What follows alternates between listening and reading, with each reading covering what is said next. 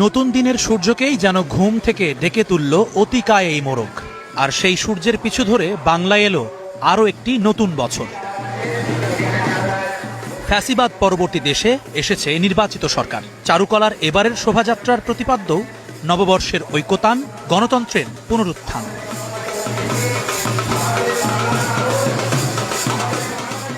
মোরগ ছাড়াও শোভাযাত্রার মূল ভাগে ছিল আভিজাত্যের স্মারক কাঠের হাতি।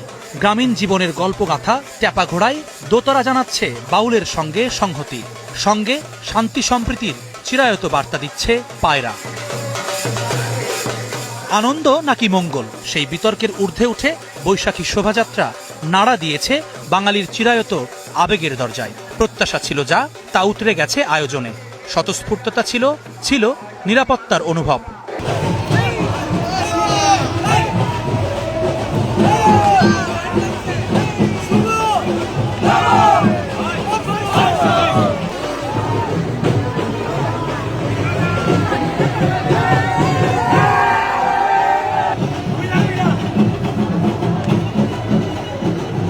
মুরগি, ঘোড়া, ময়ূর, হাতি আমার অনেক বেশি ভালো লাগছে। ঘুরতে গেছি, মেলায় গিয়েছি, মেলায় গিয়ে অনেক মজা করেছি।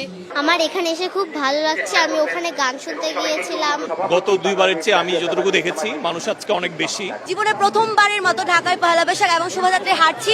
সবার প্রত্যাশা বিশ্বজুড়ে যুদ্ধের দামামা থেমে যাক, নতুন বছরে কেটে যাক সব অশুভ আর জরাজীর্ণতা। প্রজন্মের হাত ধরে অস্তিত্বে মিশে থাকুক বাঙালিয়ানা। গানের মধ্যে বলি যে বছরের আবর্জনা মুছে যাক, এই রেজুলেশন নিয়ে শুরু করতে চাই। যেহেতু বিশ্বে একটা যুদ্ধ চলতেছে, আমরা চাই যাতে ওটাও ঠান্ডা হয়ে যায়। ট্রাফিকটা একটু কমে যাক বাংলাদেশে ট্রাফিকটা কমলে অনেক ভালো হয়। শ্রমিক, কৃষক, মেহনতি জনতা নিয়ে সবাই আমরা বাঙালির মতো থাকুক। আমরা যদি এরকম বাচ্চাদের কাছে তুলে না ধরি আমাদের সংস্কৃতি, আমাদের কৃষ্টি, আমরা তাহলে আমরা অনেক পিছিয়ে যাব। নতুন বাংলাদেশ গড়ার যে প্রত্যয়, একটা অসাম্প্রদায়িক বাংলাদেশ, সেটা আমরা এই শোভাযাত্রায় দেখতে পাচ্ছি।